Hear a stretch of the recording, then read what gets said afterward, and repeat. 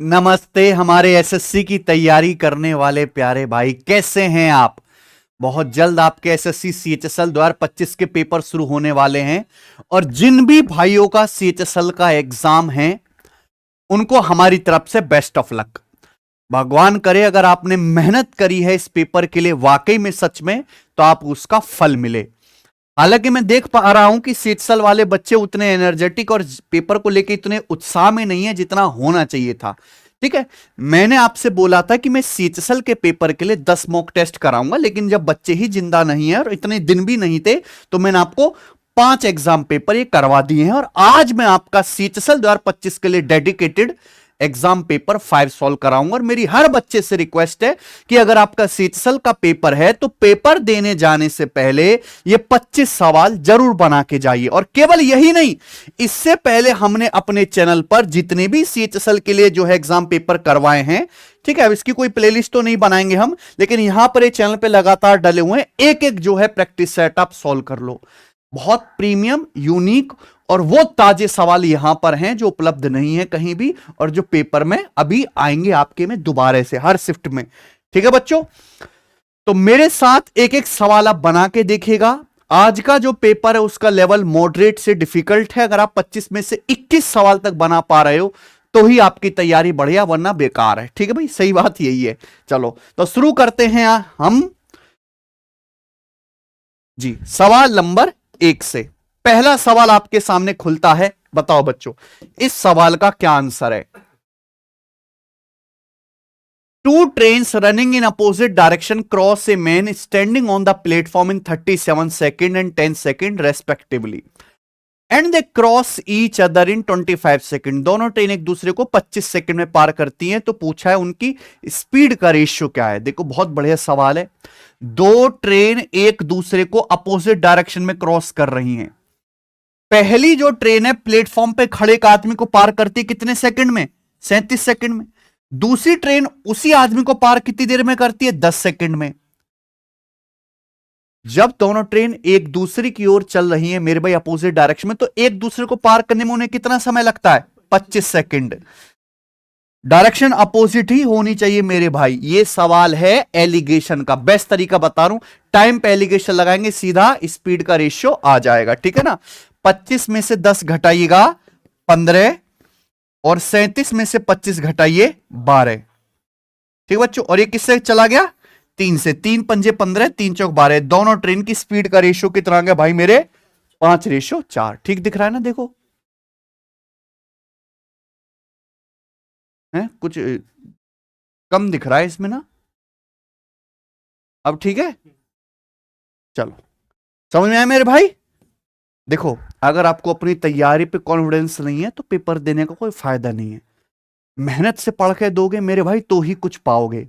ये साल तो पूरा बीत लिया है। वो अगर आपको 2026 में कुछ हासिल करना है तो अभी से उसकी तैयारी शुरू करनी है। इसका इंतजार मत करो कि कम नोटिफिकेशन, वैकेंसी और एसएससी कुछ करेगी। आप अपनी पढ़ाई कंटिन्यू रखो मेरे भाई, क्योंकि पेपर होगा। जितनी भी वैकेंसी हर साल आते हैं, 5, 7, 8, 10 अलग अलग एसएससी के एग्जाम में, उसमें बच्चे पढ़ते, सिलेक्ट होते, नौकरी पाते हैं। और जो इंतजार करते रहते हैं वो इंतजार ही करते रह जाते हैं। तो सिलेक्शन बैच 2.0 सिलेक्शन वे एप्लीकेशन पर 2 साल की वैलिडिटी के साथ अभी इसका रजिस्ट्रेशन चालू है। हमारे साथ जुड़ के पढ़ाई करो मेरे भाई। पूरा आपको गणित भी सिखाएंगे, इंग्लिश भी, रीजनिंग भी, जीएस भी। आपको महारथी बना देंगे इस एग्जाम का, और बहुत थोड़ी सी फीस में बैच आपको मिल जाएगा एप्लीकेशन पर। ठीक है, चलो शुरू करें। सही दिख रहा है ना, आ जाइए। सवाल नंबर है 2 आपके सामने। बताओ यदि tan square theta plus cot square theta बराबर 47 है तो पूछ रहा हूं sec इंटू कॉसेक क्या है। बताओ, बहुत जबरदस्त सवाल है मेरे भाई। tan square theta plus cot square theta 47 है तो sec इंटू कॉसेक। अच्छा, sec इंटू कॉसेक होता क्या है मेरे भाई, पता है आपको। tan theta plus cot theta, tan theta plus cot theta बराबर 1/sin इंटू कॉस, या फिर sec इंटू कॉसेक। सवाल में एक्चुअली दिया है tan square theta plus cot square theta 47। अगर मैं दोनों ही तरफ लेफ्ट साइड में भी और राइट साइड में भी 2 ऐड कर दूं कोई परेशानी नहीं, लेकिन लेफ्ट साइड में tan square theta plus cot square theta plus 2, ये क्या बन गया बच्चों, ये tan theta plus cot theta का होल स्क्वायर बन गया। बोलो यहां तक कोई समस्या। Tan theta plus cot theta का होल स्क्वायर बन गया 47 और 2 49। और tan theta plus cot theta क्या होता है? टेन प्लस कॉट का मतलब है सेक इंटू कोसेक। ये आपको याद होना चाहिए, यानी कि सेक इंटू कोसेक का होल स्क्वायर ही 49 है। तो सेक इंटू कोसेक की वैल्यू कितनी आ गई? 7। तो इस सवाल का आंसर है 7, ऑप्शन नंबर बी। आइए आगे चलते, अगला क्वेश्चन। 2 साल में बोतलों का उत्पादन 16,000 से बढ़कर 26,000 हो गया। Find the rate of growth per annum. हर साल बोतल का प्रोडक्शन कितना परसेंट बढ़ रहा है, ये तो पूछा है भाई। एक फैक्ट्री वो बनाती है बोतल, अगर 16,000 बोतल बन रही हैं मेरे प्यारे भी अभी, तो हर साल हर आदमी की तरक्की होती है, फैक्ट्री में भी बोतल ज्यादा बढ़ेंगी। तो 2 साल बाद उसी फैक्ट्री में कितनी बोतल बनती है? 26,000। तो हर साल कितना परसेंटेज इंक्रीज हो रहा है बोतल के उत्पादन में? 2 साल में बोतल का प्रोडक्शन 16,000 से 26,000 हो गया, तो हर एक साल में कितना इंक्रीज हो रहा है? एक साल का मल्टीप्लाइंग फैक्टर कैसे आएगा इसका?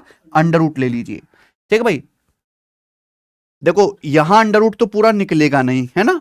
और ये जो ऑप्शन है, ऑप्शन भी अप्रोक्स है, कोई एग्जैक्ट तो है नहीं। आपको यहां पे कैलकुलेशन में जुगाड़बाजी ढूंढनी पड़ेगी। देखो अगर 1 0 काट ले तो नीचे क्या है? 1600।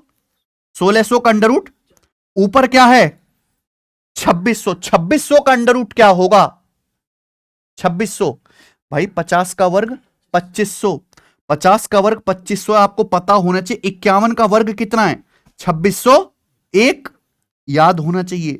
2600 यानी कि 2600 का अंडर रूट क्या आएगा? लगभग 51। हालांकि 51 से हल्का सा कम आएगा, बहुत हल्का सा कम। यानी कि एक साल में बोतल का प्रोडक्शन 40 से बढ़ के कितना हो गया? 51 हो गया। तो कितना बढ़ गया? अप्रोक्स 11 बढ़ गया। कितने पर? 40 पर। और 1/40 कितना होता है? 2.5%। तो 11/40 कितना आएगा इसका? 11 गुणा। तो 2.5 गुणा 11 कितना आ गया भैया? 27.5। हालांकि 27.5 से हल्का सा कम आएगा। तो 27.5% से हल्का सा कम होगा बेटा ये वाला, देखो डी ऑप्शन है कि नहीं। जबरदस्त सवाल है, आगे चलते हैं। ये बताइएगा सवाल नंबर 4। किसी रेगुलर पॉलीगन का आंतरिक कोण उसके बाह्य कोण का k गुना है, तो बहुभुज की भुजाओं की संख्या n को k के रूप में लिखें। देखो ये एक नॉर्मल क्वेश्चन है जो हर साल आता है, पर दिक्कत क्या है कि बच्चे वेरिएबल देख के घबरा जाएंगे। किसी रेगुलर पॉलीगन का इंटीरियर एंगल जो है उसके एक्सटीरियर एंगल का k गुना, यानी कि एक्सटीरियर एंगल अगर 1 है तो इंटीरियर एंगल कितना है? k unit. ये इंटीरियर और एक्सटीरियर एंगल की वैल्यू का रेशियो है, बोलो कोई डाउट? तो इंटीरियर प्लस एक्सटीरियर कितना आएगा? k+1, k+1। और किसी भी पॉलीगन के आंतरिक और बाह्य कोणों का योग कितना होता है? 180 डिग्री। तो k+1 अगर 180 डिग्री के बराबर है तो एक यूनिट की वैल्यू कितनी है? 180 डिग्री बटे k+1। ये उस रेगुलर पॉलीगन का बाह्य कोण आ गया। हालांकि आप यहां पे कोई वैल्यू पुटिंग से भी ये सवाल बना सकते हो, पर मेथड भी कोई खराब नहीं है। तो अब आपसे क्या पूछा? भुजाओं की संख्या पता होना चाहिए। किसी रेगुलर पॉलीगन का अगर एक्सटीरियर एंगल E है तो उसमें भुजाओं की संख्या होगी 360 डिग्री बटे E। भुजाओं की संख्या नंबर ऑफ साइड बराबर 360 डिग्री बटे एक्सटीरियर एंगल। और एक्सटीरियर एंगल यहां पे कितना निकाला हमने? 180 डिग्री बटे k+1। ठीक है भाई। अब 180 से 360 आपका 2 बार कट जाएगा और एक k+1 पहुंच जाएगा ऊपर, तो 2 इंटू k+1 इसमें भुजाओं की संख्या आ गई। गुणा करके दे रखा है 2k+2, इसका आंसर है ऑप्शन नंबर सी। आइए 4500 रुपए पर 10% चक्रवृद्धि ब्याज की दर से 5 साल के अंत में भुगतान की जाने वाली राशि क्या होगी? What will be the amount to be paid at the end of 5 years on ₹4,500 at 10% per annum? 4500 रुपए आपने उधार लिए, ब्याज की दर 10% है, 5 साल में कितना पैसा लौटाओगे? कंपाउंड इंटरेस्ट लग रहा है। देखो ब्याज की दर आसान है 10%, लेकिन टाइम अगर 3 साल होता, 4 साल होता, मैं ओढ़ ओढ़ के निकालता। लेकिन ब्याज कितने साल का पूछा है? 5 साल का। तो इनको नॉर्मल सवाल तो है नहीं, और मुश्किल से 1% बच्चे ही इसको जो पेपर में रिसेंट आया सही कर पाए होंगे। अब देखो इस सवाल के तो ऑप्शन भी बहुत भयानक है भाई, हैं? 5-5 रुपए का ही फर्क है, यानी कि ये तो आपको लंका लगा देगा फिर। तो इस सवाल को बहुत आपको नजदीक कैलकुलेशन में करना है, तो सबसे बेस्ट मेथड क्या है? Golden ratio method. 5 साल के लिए गोल्डन रेशियो मेथड क्या है बताइए? गोल्डन रेशियो क्या होता है? अगर आपको 5 साल का सीआई निकालना है तो 5 10 10 5 1। बहुत कम बच्चे जानते हैं 5 10 10 5 1। ये आपको अमाउंट निकालना है तो अमाउंट कैसे निकालेंगे? प्रिंसिपल दिया है, आप कंपाउंड इंटरेस्ट निकालो। प्रिंसिपल में हम लोग कंपाउंड इंटरेस्ट जोड़ लेंगे, ठीक है। प्रिंसिपल कितना है भाई? 4500 रुपए। ब्याज की दर है 10%, तो आप इसका 10% करते जाओ, करते जाओगे ना। 4500 का 10% 450, 450 का 10% 45, फिर 45 का 10%, 10 से भाग करो 4.5, फिर 4.5 का 10% यानी कि 0.45, फिर 0.45 का 10% यानी कि 0.045। बताओ यहां तक किसी बालक को कोई डाउट है? ठीक है, यहां ये मत करने लगना कि भैया 9 का मल्टीपल आएगा ये हो जाएगा। 10% निकालेंगे ना, 4,500 का 10%, 450, फिर 45, फिर 4.5, फिर 0.4, ठीक है ना। कोई दिक्कत? 9 का मल्टीपल मत देखने लगना, क्योंकि ये जो आंसर है शकल देख के लग रहे हैं कि ये एग्जैक्ट नहीं है, ये अप्रोक्स है। समझ में आया? तो 5 साल का सीआई क्या आएगा? इन सब की आपको मल्टीप्लाई करके ऐड कर देना है। बोलो कोई डाउट? तो देखो दिमाग में करो, 450 का 5 गुना 2250, 2250 प्लस 450 कितना आ गया? 2700, 2700 प्लस 45, 2745, 0.45 का 5 गुना 2745 में 2.25 जोड़ देंगे ना, यानी कि 2747.25। और ये वैल्यू तो इतनी छोटी है, ये लिखने की भी जरूरत नहीं थी, आप इसको इग्नोर कर सकते हो, ठीक है ना।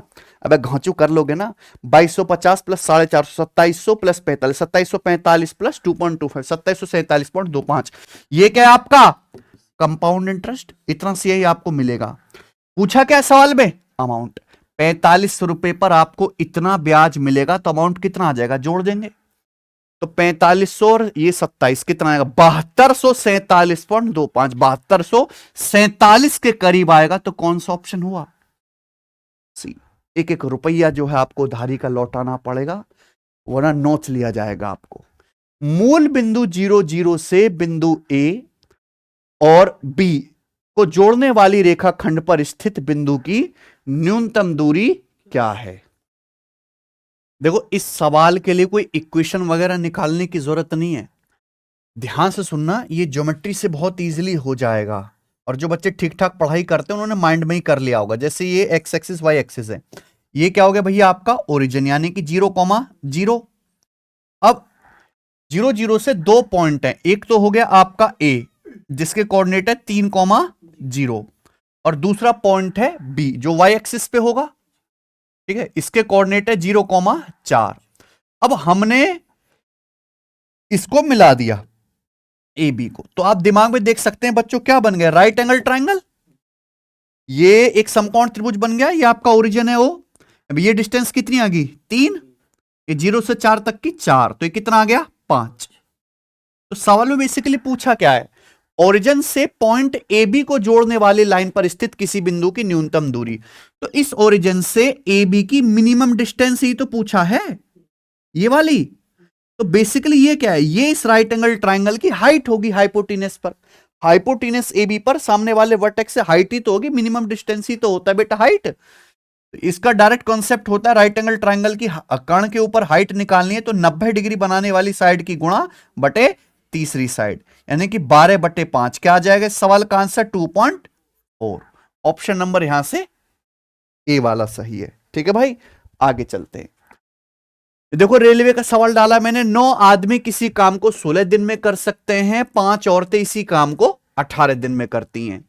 तो पूछा 2 महिलाएं और 4 पुरुष मिलकर इस काम को कितने दिन में पूरा कर सकते हैं? आपको यहां पे एक ही काम करने के 2 तरीके बताए गए मैन और वुमेन द्वारा, यहां से आप उनकी एफिशिएंसी निकाल सकते हैं। पर और भी मैं स्मार्ट तरीका बताऊं आपको, जैसे सवाल में क्या पूछा है? 2 वुमेन और 4 मैन मिलकर इस काम को कितने दिन में करेंगे। अब जैसे आप ये पढ़ो, सवाल में 5 महिलाएं कितने दिन में काम करती हैं? 18 दिन में। 5 महिलाएं एक काम को 18 दिन में करती हैं, तो मुझे ये बताओ कि 2 महिलाएं उसी काम को कितने दिन में करेंगी? इक्वल होना चाहिए M1D1 बराबर M2D2। ठीक है, तो ये कट जाएगा भैया 90/2 45 दिन में। तो 2 महिलाएं उस काम को 45 दिन में करेंगी। अब 4 आदमी कितने दिन में करेंगे भाई? प्रोडक्टिव तो सेम करना है आपको। ठीक है, 9 आदमी कितने दिन में करते हैं? 16 दिन में। 16 निम्मा 144, तो 4 गुणा 36 144, यानी कि 4 आदमी कितने दिन में करेंगे? 36 दिन में। तो 2 आदमी और 4 महिलाएं मिलकर कितने दिन में कर लेंगे? 45 36 का एलसीएम 100, ये आपका टोटल वर्क आ गया। इनकी एफिशिएंसी कितनी आ गई? 45 चौका, इनकी एफिशिएंसी 36 5, यानी कि ये मिलकर करेंगे 4 5 9 एफिशिएंसी के साथ। तो 180 यूनिट काम करेंगे 9 एफिशिएंसी के साथ, कितने दिन में करेंगे? 20 दिन में। ये आ गया। आगे चलते हैं। 50 लीटर ग्लिसरीन का एक नमूना 28% की सीमा तक मिलावटी हो सकता है। नमूने की अशुद्धता 10% तक नीचे लाने के लिए इसमें कितना शुद्ध ग्लिसरीन मिलाया जाना चाहिए? ठीक है, ये बताओ।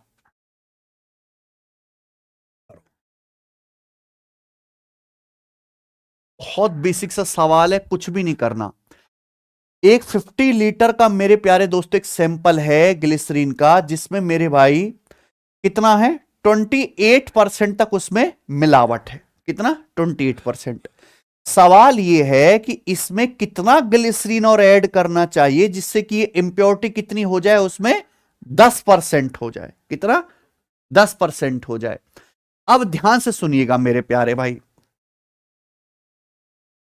तो 50 लीटर ग्लिसरीन में मिलावट कितनी है? 28%। अब आप इसमें क्या ऐड करते हो मेरे प्यारे भाई?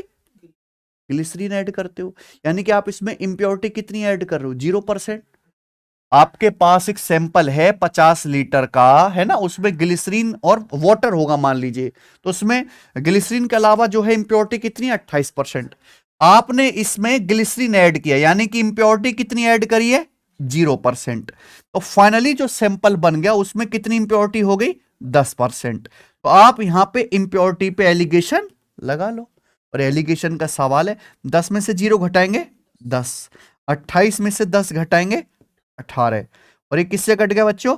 2 से, यानी कि 5:9। तो यानी कि अगर आपका ग्लिसरीन का सैंपल 5 यूनिट था, जिसकी वैल्यू कितनी दी है? 50 लीटर, तो आपको कितना ऐड करना पड़ेगा? 9। 9 की वैल्यू भी 10 गुना आ जाएगी, 90। इस सवाल का आंसर है ऑप्शन नंबर बी। बस इतने सिंपल सवाल बनने। 8 सेंटीमीटर रेडियस वाले 12 सेंटीमीटर लंबाई की चाप से बने एक वृत्त के त्रिज्य खंड का क्षेत्रफल क्या है? भाई एक सर्कल का एक सेक्टर है, यानी कि पिज्जा की एक स्लाइस है। उस सेक्टर की आपको क्या दी है? रेडियस भी दी है 8 सेंटीमीटर, और इसके आर्क की लंबाई भी दी है 12। तो आपसे क्या पूछा है? सेक्टर का एरिया। मैं आपको सीधा कंसेप्ट बताता हूं भाई। सेक्टर की अगर रेडियस और उससे जो चाप बना उसकी लंबाई दी है, तो सेक्टर का एरिया होता है 1/2 L इंटू आर। ये कंसेप्ट याद रखिए भैया, बहुत सारे सवाल इस पर डायरेक्ट आते हैं। तो यहां पे केवल आपको वैल्यू रखने हैं। चाप की लंबाई है 12, रेडियस 8, तो 12×96/2 कितना आ जाएगा? 48 सेंटीमीटर स्क्वायर। Option number 3। आगे चलेंगे। सवाल नंबर है आपके सामने यहां पर 10, बनाओ। कौन करेगा बच्चों? An electronic store order 150 portable speaker at a cost of 400 rupee each. The owner plans to price them so that selling only 120 speaker would guarantee a 40% profit on the total investment. देखो, एक आदमी की electronic की दुकान है, उसने 150 portable speaker मंगाए China से, जो कहीं भी खड़ा करके गाड़ी गाना बजा लो। हर स्पीकर कितने का है? 400 रुपया का। अब उसने मंगा तो लिया, बेचने भी हैं। अब बेचने के लिए मेरे प्यारे में उसने प्राइस इस तरीके से रखा है कि 120 स्पीकर बेचने से ही उसे टोटल इन्वेस्टमेंट पे कितना फायदा हो? 40%। 120 स्पीकर बेचने से ही 40% का मुनाफा हो जाए। However, a local event leads to the sale of 135 speaker. एक लोकल इवेंट हुआ, जागरण हुआ भैया गांव में, 135 स्पीकर बिक गए। Remaining speaker have no resale value. Remaining speaker की जो है कोई रीसेल वैल्यू नहीं है। तो आपसे पूछा है स्टोर को एक्चुअल प्रॉफिट परसेंटेज कितना हुआ है टोटल इन्वेस्टमेंट पे। देखो भाई, बंदे ने 150 स्पीकर मंगाए हैं, 150 स्पीकर मंगाने में उसका खर्चा हुआ, उसका इन्वेस्टमेंट हुआ है, जो कितने के बराबर है? 100%। ठीक है। और उसने प्राइस इस तरीके से रखा है कि केवल 120 स्पीकर्स बेचने से ही उसको कितना फायदा हो जाए? 40%। अगर 100% का इन्वेस्टमेंट हुआ है, 100% पे 40% का प्रॉफिट हो, यानी कि बिका कितने में होगा? 120 स्पीकर 140% में बिके। अब 135 स्पीकर ही बिक पाते हैं एक इवेंट के दौरान, तो आप मुझे बताओ 135 का क्या मतलब है? 120 प्लस 15, यही तो होता है। तो आप मुझे बताओ 120 स्पीकर अगर 140% में बिके हैं तो 15 कितने में बिके होंगे? 120 को 8 से भाग दिया, 15 आएगा, 15 अट्ठे 120। यहां भी हम 140 को 8 से भाग देंगे, यानी कि 4 से कट जाएगा, या 140/8 35/2 हो गया ना, 17.5%। बोलो कोई डाउट है? बहुत बेहतरीन तरीका बता रहा हूं। अब आप क्या कर दो, इनको ऐड कर दो, यानी कि 135 स्पीकर उसने बेच दिए कितने में? 140 प्लस 17 157.5% में। बोलो कोई समस्या? 100% उसकी इन्वेस्टमेंट थी, बिक गया भैया 157.5% में, तो कितना एक्स्ट्रा में बिका? 57.5%। और यही क्या हुआ होगा? उसका लाभ भी हुआ होगा। तो सवाल का आंसर है ऑप्शन नंबर डी। आगे चलेंगे मेरे प्यार भी, सवाल नंबर 11 बताओ। कॉट थीटा 5x है, कोसेक थीटा 5/x है। तो आपसे क्या पूछा है? 10x² माइनस 1/x² का मान क्या है? ऑप्शन देखिए, ऑप्शन में कहीं थीटा तो है नहीं, ना ही मेरे दोस्तों सवाल में, तो थीटा गायब करना है आपको बेसिकली। ठीक है। और ये चीज कैसे आएगी भैया?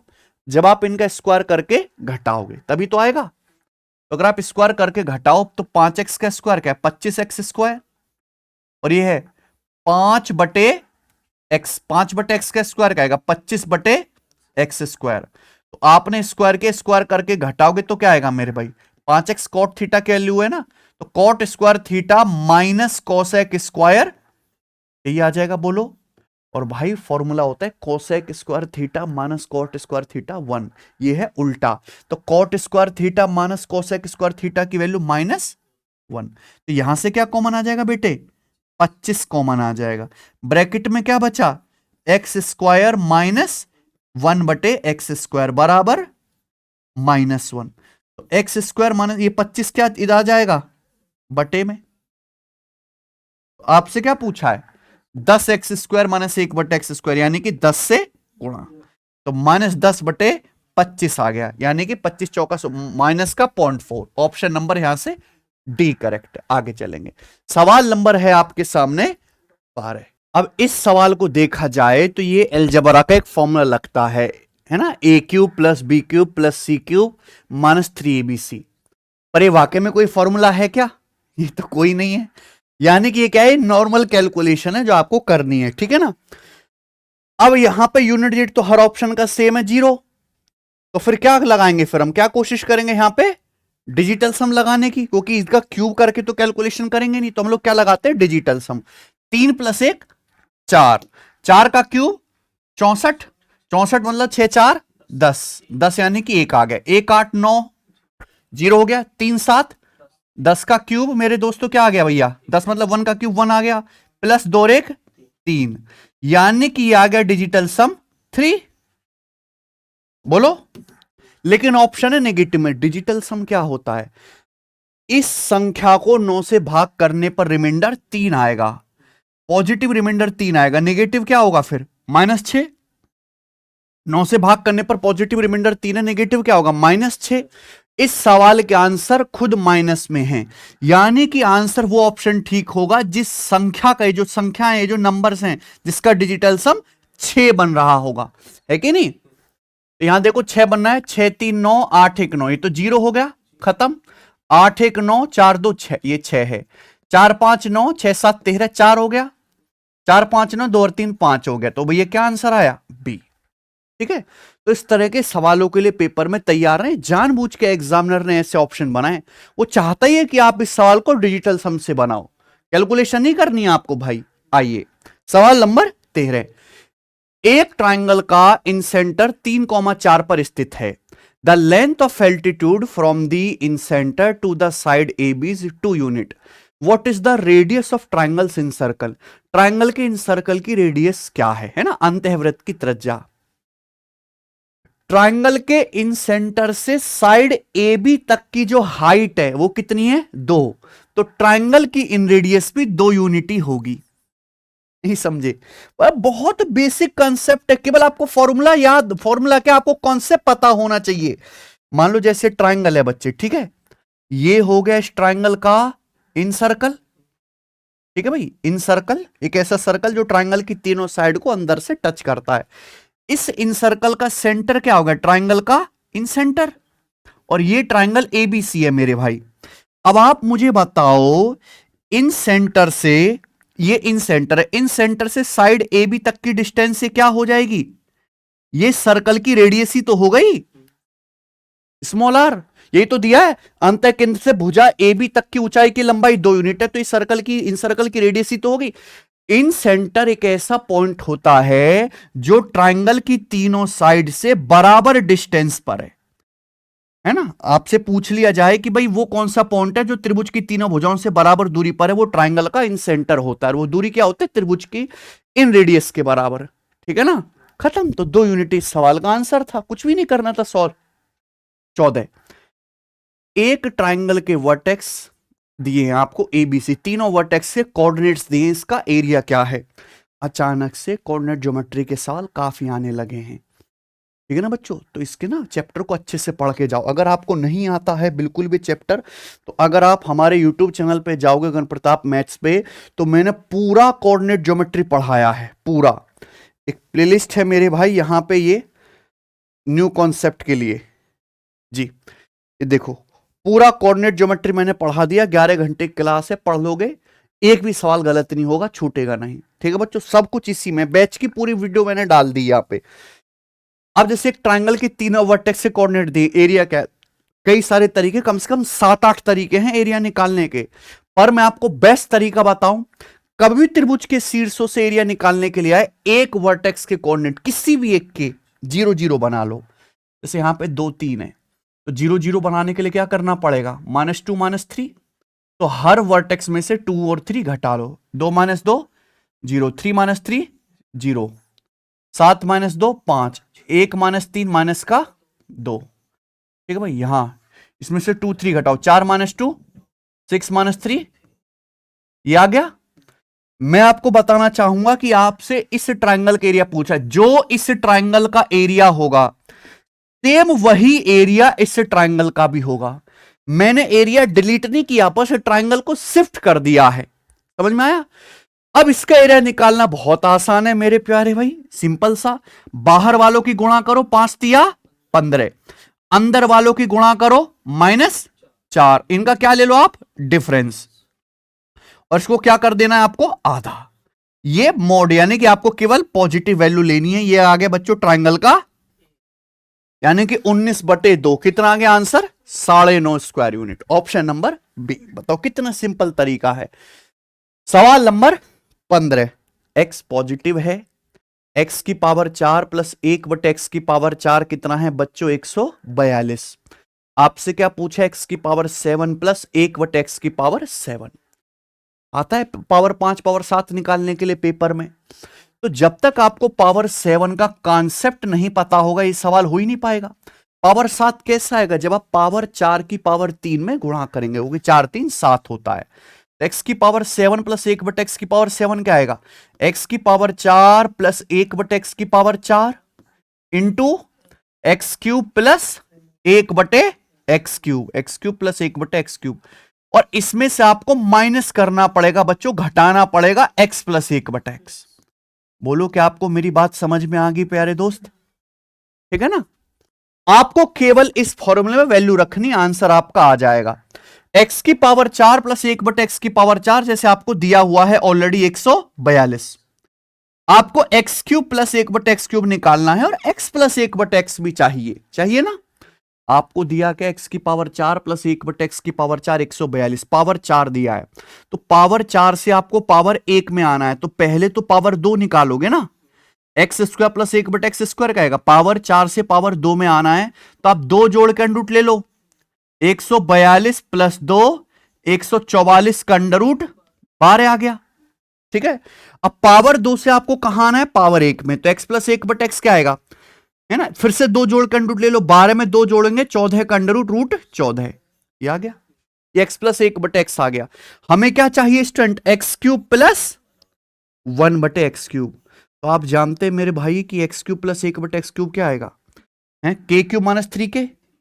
या एक कंसेप्ट बताऊं कि अगर x प्लस 1/x अंडर रूट टी है तो x cube plus 1/x cube आएगा t minus 3 under root T, T minus 3 under root T. X cube plus 1/x cube निकालेंगे तो रूट 14 है, अगर रूट के अंदर 14 है तो रूट के बाहर आएगा 14 माइनस 3 11, यही आएगा। देखो बस यहां वैल्यू रख दो, x cube plus 1/x cube कितना आ गया बच्चों, 11 रूट 14 और माइनस एक्स प्लस 1/x यानी कि रूट 14। सिंपल कैलकुलेशन है, ठीक है ना। और देखो हमने तो आंसर बता दिया इस सवाल का, ए ऑप्शन। पूरा करने की जरूरत है क्या कैलकुलेशन, देखो सिंपल ही तो कैलकुलेशन करनी है, 2 एकम और इसमें से क्या घटाएंगे, 1 रूट 14, तो आंसर क्या आएगा, एक आएगा ना, रूट 14 तो आना ही आना है। ठीक है बच्चे, आ जाओ अगला सवाल, सवाल नंबर 16। A boat running upstream takes 10 hours to cover a certain distance while it takes 7 hours to cover the same distance running downstream. What is the ratio between the speed of boat and that of water current respectively? बहुत बढ़िया, देखिए एक नाव कुछ दूरी upstream जाने में कितना समय लेती है, 10 घंटे, जबकि यही नाव सेम डिस्टेंस डाउनस्ट्रीम जाने में कितना लेती है, 7 घंटे। तो आपको पता होना चाहिए, ये सेम डिस्टेंस पढ़ते ही आपकी बिल्कुल चल पड़ा आपका माइंड, सवाल कैसे होगा।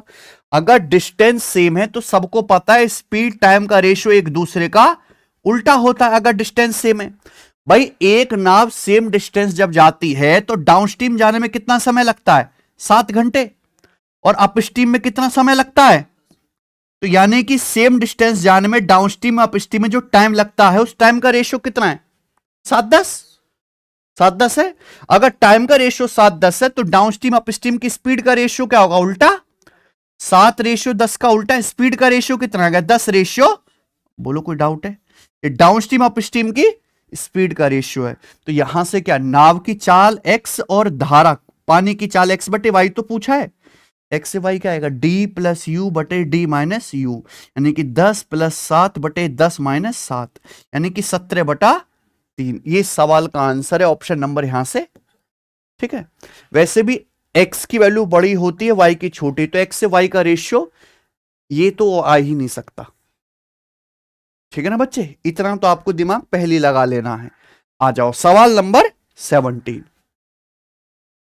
सर्कल का क्वेश्चन है, एक सर्कल में कॉर्ड ए बी और सी डी पॉइंट ई पर इस प्रकार इंटरसेक्ट करते हैं कि ए से ई बी का रेशियो 2:3 है, सी से ई डी का रेशियो 5:2 है, ए बी की लंबाई x है, सी डी की लंबाई y है, तो कौन सा सत्य है। यानी कि आपको एक्स वाई में क्या पूछा है, रिलेशन, यही ना सवाल है। देखो मान लो मेरे भाई जैसे सर्कल है, ए बी और सी डी पॉइंट ई पर इंटरसेक्ट करते हैं, तो ये हो गया बच्चे, एक कॉर्ड ये होगी, दूसरी कॉर्ड ये होगी, ऐसे ही है। अब यहां पे ये आ गया ए बी और दूसरा क्या आ गया मेरे भाई यहां पे सी डी। ये दोनों सर्कल की कॉर्ड है, कहां पर काटते हैं, पॉइंट ई पर काटते हैं, ठीक है बच्चे। अब आपको रेशियो दे रखा है यहां पर इस तरीके से कि ए से ई बी का रेशियो कितना है, 2:3, और आपका सीई से ईडी का रेशियो कितना है, 5:2। यही रेशियो तो दे रखा है। एक्स वाई में रिलेशन बताना है भाई, क्या आप कॉन्सेप्ट नहीं जानते, दुनिया की सबसे आसान पॉपुलर थ्योरम 9वीं में मास्टर मार मार के सिखा देता है। सर्कल के अंदर 2 कॉर्ड काट रही हैं, ए बी सी डी, कहां, पॉइंट ई पर, तो ए गुणा ई बी बराबर दूसरी कॉर्ड सी डी पकड़ लो, सीई गुणा ई डी। इससे आसान कुछ है, इनकी मल्टीप्लाई इक्वल होती है। अब सवाल में क्या बोला है, ए बी की लंबाई x, यानी कि पूरी कॉर्ड ए बी कितनी है, x, तो आप पूरी कॉर्ड ए बी x है तो ए ई कितना आ जाएगा भाई, पूरा 2 और 3 5 है, तो 5 में से आपको ए कितना लेना है, 2 पार्ट 2/5x। ई भी कितना लेना, रेशियो 3 है ना, 3/5x।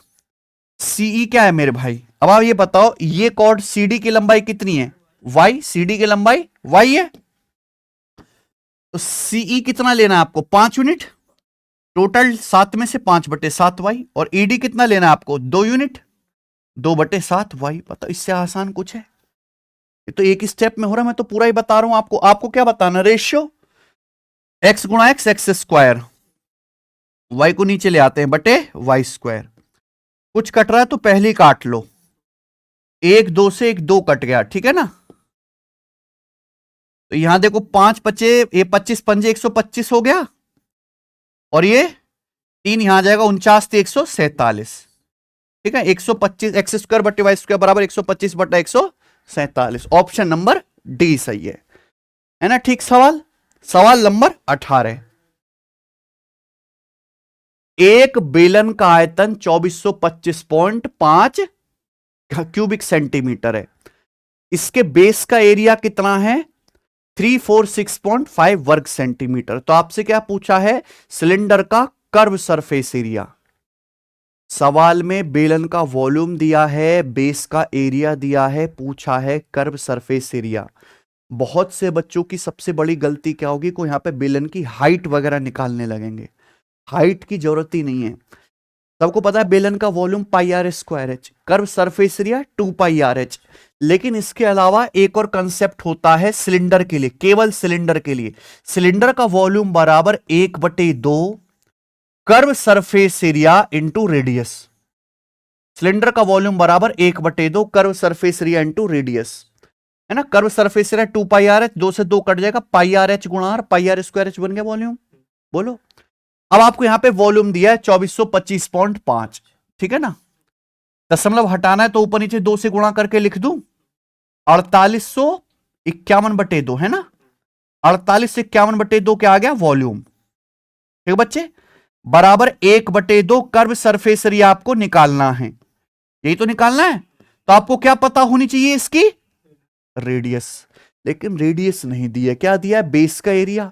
अब सिलेंडर का बेस सर्कल ही तो है, सर्कल का एरिया दिया है, तो रेडियस नहीं निकाल सकते आप लोग।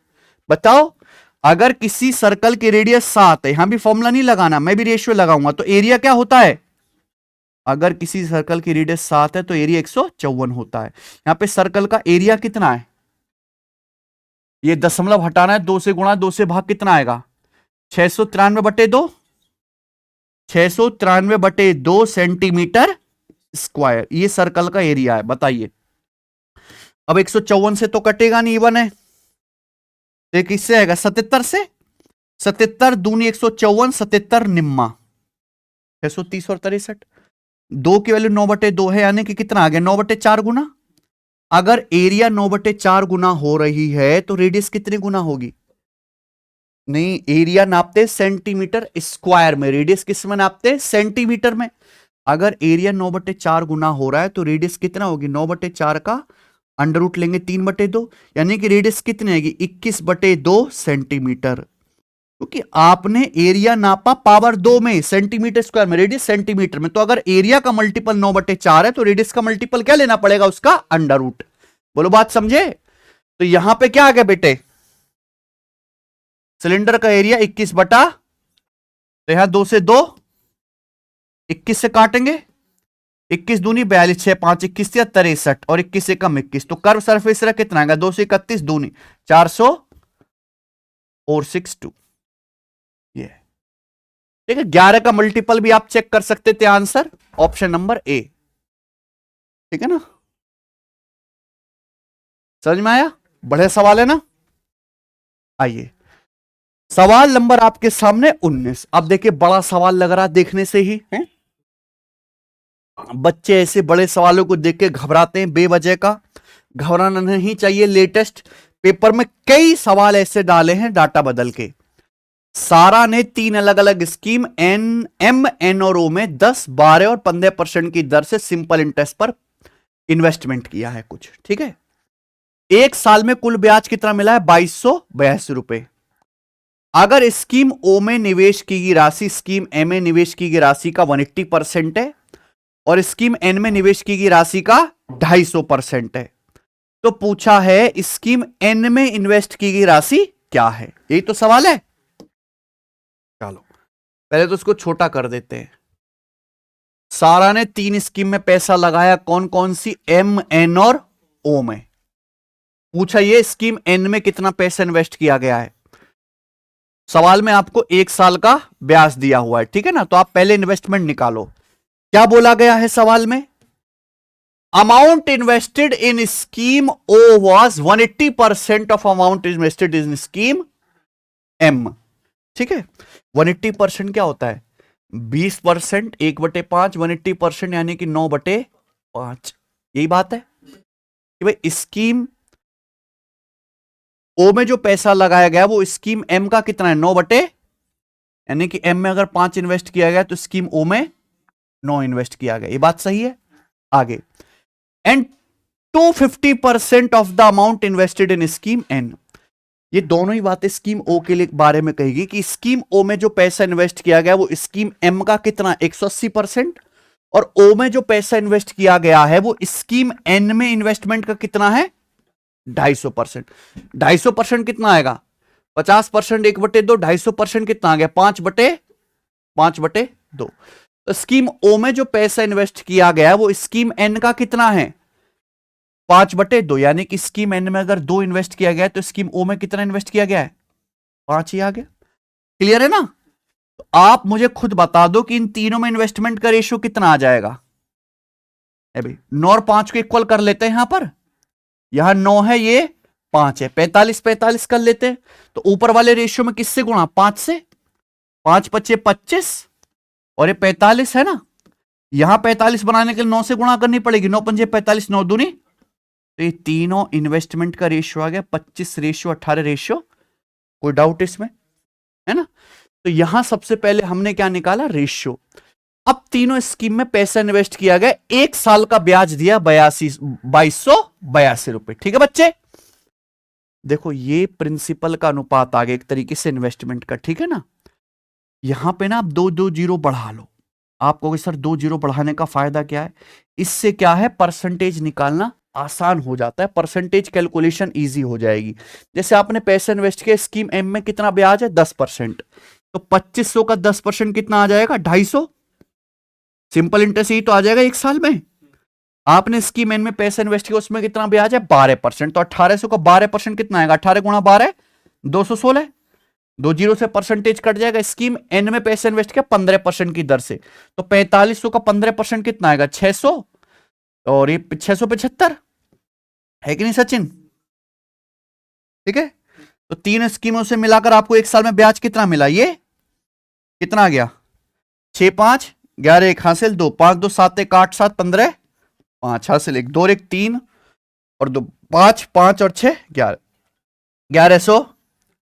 इसके वाले सवाल में कितनी दी है, 2282 रुपए।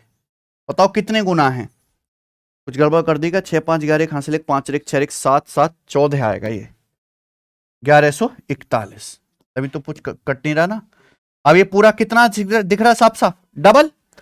अगर ये पैसा डबल है तो पूछा स्कीम एन में कितना इन्वेस्ट किया गया, स्कीम एन में कितना इन्वेस्ट किया गया, तो 1800 की वैल्यू भी कितनी आ जाएगी, 3600 रुपए। ये इसका आंसर है, ठीक है ना। हालांकि ये सवाल आप रेशियो बनाते आगे करने की भी जरूरत नहीं थी, 1800 आ रहा है, 18 आ रहा है।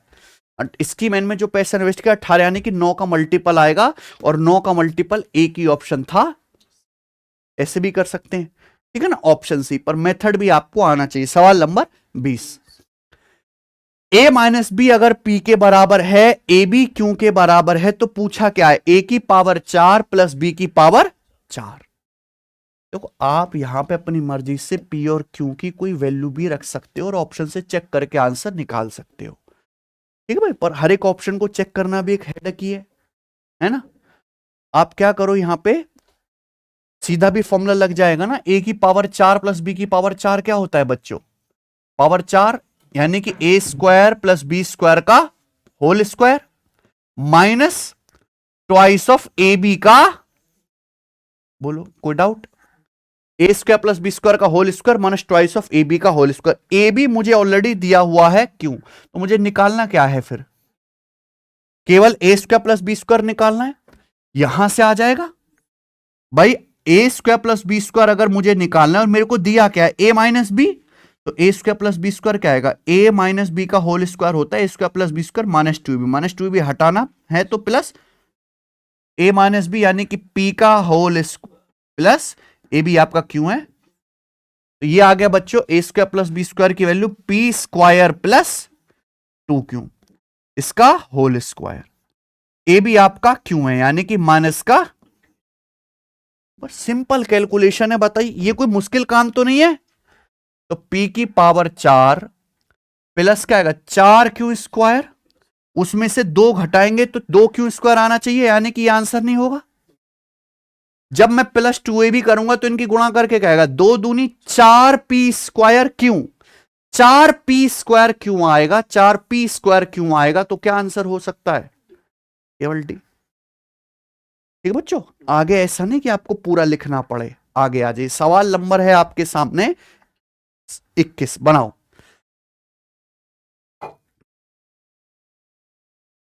ए builder has 100 metre of fencing wire, एक बिल्डर के पास 100 मीटर का तार है। He can use this wire to enclose a circular garden और ए स्क्वायर गार्डन।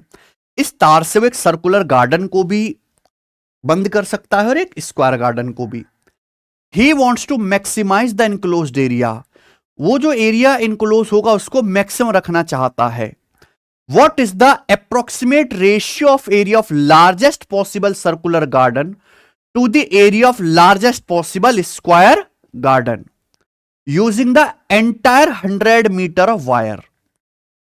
गजब सवाल है भाई, बहुत से बच्चों को तो सवाल ही समझ में नहीं आएगा कि सवाल कहना क्या चाह रहा है। मान लो कि बिल्डर के पास 100 मीटर का तार है बाउंड्री करने के लिए।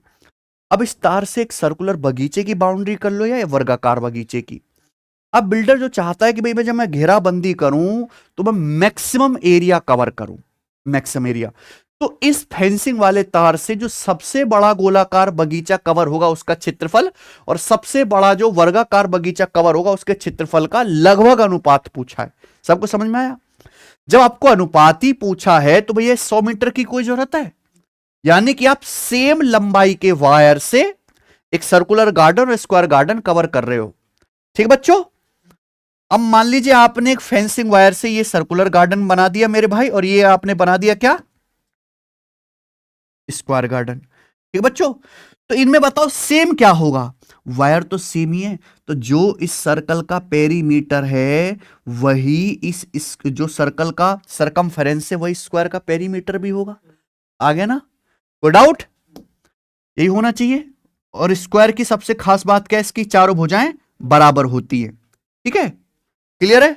तो यहां पे जो क्योंकि सेमी वायर है, जो सर्कल की सरकमफेरेंस है वही स्क्वायर का पेरीमीटर भी होगा। सब बच्चों को ये बात पता है, सब बच्चों को, कि अगर किसी सर्कल की रेडियस 7 है तो उसकी सरकमफेरेंस क्या होती है 44, उसका एरिया कितना होता है प्यारे बच्चों 154। अगर किसी सर्कल की रेडियस 7 है तो उसकी सरकमफेरेंस 44 होगी, एरिया 154। ठीक है बच्चों, तो हमने क्या मान लिया मेरे प्यारे भाई, ये जो सर्कल है इसकी सरकमफेरेंस 44 है। मैंने मान लिया कि सर्कल की सरकमफेरेंस 44 है, तो इसका एरिया कितना आ जाएगा, मैंने मान लिया सर्कल की रेडियस 7 है तो सरकमफेरेंस 44, एरिया क्या आ जाएगा सर्कल का 154। अगर सर्कल की सरकमफेरेंस 44 है तो स्क्वायर का पेरीमीटर भी 44 होगा। अगर स्क्वायर का पेरीमीटर 44 है तो हर एक भुजा कितनी होगी 11, 11 11 11 11 44 44 बट्टे 4। अगर स्क्वायर की भुजा 11 है तो स्क्वायर का एरिया क्या आएगा, भुजा का वर्ग यानी कि 11 का एरिया का रेशियो आ गया। सेम पेरीमीटर वाले सर्कल और स्क्वायर के एरिया का रेशियो ही तो पूछा था, बस ये हो गया सॉल्व। अभी 1 11 से आपके चला जाएगा 14 बार, तो आंसर आ गया बेटा 14 बटे 11। ठीक है ना? अच्छा ये अप्रोक्स है तो 11 एकम 11 3, तो 11 दूनी 22 और 8 0 11 सत्ते 77, तो अप्रोक्स 1.27 आएगा, ऑप्शन नंबर। आ जाइए आगे चलते, सवाल नंबर 22। ठीक है, ये हाइट एंड डिस्टेंस का क्वेश्चन है। A statue that is 1.6 metre in height is position on top of a pedestal from a location on the ground the angle of elevation to the top of statue measure 60 degree while the angle of elevation of top of pedestal from the same point is 45 degree। तो आपको pedestal आधार स्तंभ की height बतानी है। देखो सवाल पढ़ते पढ़ते ही दिमाग में चित्र बनना चाहिए, वरना सवाल पढ़ने का फायदा क्या है जब तक आपको सवाल पढ़ते पढ़ते उसको सोचने का तरीका डेवलप ना हो। मान लो जैसे कि ये ग्राउंड लेवल है, ठीक है बच्चे, और ये पेडेस्टल यानी कि मान लो एक खंबा है, आधार स्तंभ, और इसी के ऊपर मेरे दोस्तों एक मूर्ति लगी हुई है। यहां पर ये मूर्ति लगी हुई है सुभाष चंद्र बोस जी की, ठीक है भाई। चलिए अब जमीन पर एक पॉइंट यहां पे मान लिया हमने कि P है, ठीक है। अब इस पॉइंट P से इस स्टैचू के टॉप का एलिवेशन एंगल कितना है ये बताओ। इस पॉइंट से स्टैचू के टॉप का एलिवेशन एंगल कितना है? 60 डिग्री। ये 60 डिग्री है, जबकि उसी पॉइंट से इस पेडिस्टल के टॉप तक का एलिवेशन एंगल 45। पेडिस्टल तो केवल यहां से यहां तक है ना, ये ए से लेके बी तक। तो इसी पॉइंट से इस पेडिस्टल के टॉप यानी कि बी तक का एलिवेशन एंगल ये कितना है फिर? ये 45 डिग्री, ऐसी बोला गया सवाल में, ठीक है। तो यहां से स्टैचू की हाइट कितनी है? 1.6 मीटर। तो ये स्टैचू की हाइट है 1.6 मीटर। तो आपसे क्या पूछा है? पेडिस्टल की हाइट। इतना सा सवाल है केवल, ध्यान सुनिएगा भाई। छोटे राइट एंगल से शुरू करते हैं। ये 90 डिग्री है, 45 डिग्री के सामने 1 है तो ये भी 1 यूनिट होगा। अब बड़े राइट एंगल को ध्यान से देखो, ये पूरा 60 डिग्री भैया, ये पूरा एंगल कितना है? 60, ये 90 है तो ये कितना बचेगा? 30 डिग्री। अगर 30 डिग्री के सामने 1 दिख रहा है तो ये पूरा 60 डिग्री के सामने क्या आ जाएगा? यहां से यहां तक √3। तो ये पूरी लेंथ कितनी आ गई बच्चों? √3। ये पूरी लेंथ √3 है, ये 1 है, तो फिर ये कितना बचा? स्टैचू की हाइट √3 माइनस, बोलो कोई डाउट? पूरी हाइट √3 है, ये पेडिस्टल की 1 है, तो √3 - 1 बचा। इसकी वैल्यू कितनी है? 1 पॉइंट। तो एक यूनिट की वैल्यू कितनी है फिर? 1.6 बटे √3 - 1 मीटर, ठीक है ना। तो हम लोग ऊपर नीचे क्या करेंगे? √3 + 1 से गुणा, 1.6 √3 + 1, नीचे क्या आएगा? √3 - 1 √3 + 1 यानी कि 2 है। a - b a + b का फॉर्मूला लग जाएगा ना, 2 से 1.6 से कट जाएगा 0.8 बार, तो 0.8 × √3 + 1 मीटर, ठीक है ना। आसान से सवाल है, कोई दिक्कत नहीं। आइए, what is the average of all 3 digit number divisible by 23? 23 से भाग होने वाली सभी 3 अंकों की संख्याओं का औसत क्या है? इतना सा सवाल है। देखो 23 से भाग होने वाली जितनी भी संख्या होंगी 23 से कटेंगी, तो उनका एवरेज भी 23 से कटने वाला होना चाहिए, ठीक है बच्चों। तो बस ये देख लो कौन सा नंबर 23 से कटता है। 23 × 69 बचा, ये नहीं कटता। 23 दूनी 46 और 9, 23 से कटेगा, 23 × 4 = 92। ये 23 दूनी 46, ये भी नहीं कट रहा मेरे प्यारे भाई। 460 से 8 कम है, ये भी नहीं कट रहा। तो आंसर क्या आ गया? बी ऑप्शन आंसर आ गया, ठीक है बच्चों। कोई दिक्कत? देखो सॉल्व भी करना चाहते हैं तो सॉल्व भी हो जाएगा। 23 से डिविजिबल 3 अंकों की संख्याएं कौन कौन सी होंगी? सबसे पहला तो 23 × 4 = 92, 23 × 5 = 115 आएगा, ठीक है। फिर 23 × 6 = 138, ऐसी चलता चला जाएगा। और सबसे आखिर में क्या आएगा प्यारे बच्चे? सबसे बड़ा 3 अंकों की संख्या जो 23 से कटती हो। 23 × 4 = 92 होता है, 920। इसमें 92 तो नहीं जोड़ेंगे, फिर तो 4 डिजिट का हो जाएगा ना। तो 23 × 3 = 69 जोड़ दो तो 989 आ गया। ये सब 23 से डिवाइड होने वाली 3 अंकों की संख्याएं। हमें क्या निकालना है? इनका एवरेज। और आप ये सब जानते हैं कि ये संख्याएं अर्थमेटिक प्रोग्रेशन में होंगी। 23 का पहाड़ा ही तो 23 का गैप होगा 23 का, और ये संख्या एपी में है, तो इनका एवरेज कैसे निकलेगा? First number 115 plus last number बटे, तो ये आ जाएगा, ठीक है बच्चों। और ये इसका आंसर आना चाहिए 552। कोई डाउट? सवाल नंबर है 24, बताइए। कंपाउंड इंटरेस्ट पर एक धनराशि 2 साल में 6600 और 3 साल में 7920 रुपये हो जाती है। तो आपसे पूछा क्या है? प्रिंसिपल क्या है? कंपाउंड टेस्ट का क्वेश्चन है। मान लो कोई प्रिंसिपल, ब्याज की दर तो पता ही नहीं है, कोई प्रिंसिपल 2 साल में 6600 हो जाता है और 3 साल में कितना हो जाता है? 7920। तो मैं ये कह सकता हूं कि 6600 ही अगले 1 साल में 7920 हो जाएंगे। बोलो यहां तक कोई डाउट है? ठीक है, कि 2 साल और 1 साल हो गया 3 साल, तो हम लोग ये कह सकते हैं कि 6600 7920 हो गए। तो मेरे भाई ये बताइए कितने गुना हो गए? 1 साल में आपका पैसा कितने गुना हो गया? 1 साल में 6600 7920 बन गए, तो आपका पैसा कितने गुना हो गया है भाई? डिवाइड ही तो करना है 7920 को 6600 से। 66 एकम 66 और दूनी 1.2 गुना। 7920 को 6600 से डिवाइड कर दो, 1 साल में आपका पैसा इतने गुना हो गया मेरे भाई। 66 एकम 66, 13 66 दूनी 132, 1.2 टाइम्स। तो 1 साल में आपका पैसा 1.2 गुना हो गया। अगर 1 साल में 1.2 गुना हो रहा है तो 2 साल में कितना आएगा? 1.2 का स्क्वायर, 1.2 का स्क्वायर। आपसे पूछा प्रिंसिपल क्या है, यानी कि मेरे भाई प्रिंसिपल का 1.2 स्क्वायर, यानी कि प्रिंसिपल का 1.44 गुना ही कितने के बराबर है? 6600 के बराबर है। बस यही तो नॉर्मल सी कैलकुलेशन है जो आपको करनी है, और आंसर तो यहां पे काफी दूर दूर है, 500 का फर्क दिख रहा है। तो यानी कि आप यहां से अप्रोक्स भी कैलकुलेशन कर सकते हो भाई। अगर दशमलव हटाऊंगा तो यहां पे क्या आ जाएगा? 100। ठीक है ना? और 12 बार, और 12 से कितना चला जाएगा मेरे भाई? 550। ठीक है बच्चों, तो प्रिंसिपल कितना आ जाएगा? ये आ जाएगा 55,000 बटे 12 रुपए। तो जाहिर सी बात है 12 चौक 48 ही जाएगा मेरे भाई, यानी कि आंसर ये ऑप्शन तो होंगे नहीं। ठीक है ना? 12 चौक 48, 7 0, 12 पंजे 60, यानी कि आंसर 4500 समथिंग आएगा। ऑप्शन नंबर यहां से सी करेक्ट है। ठीक है बच्चे, अब राजी खुशी हम इस टेस्ट का आखिरी सवाल करते हैं, सवाल नंबर 25।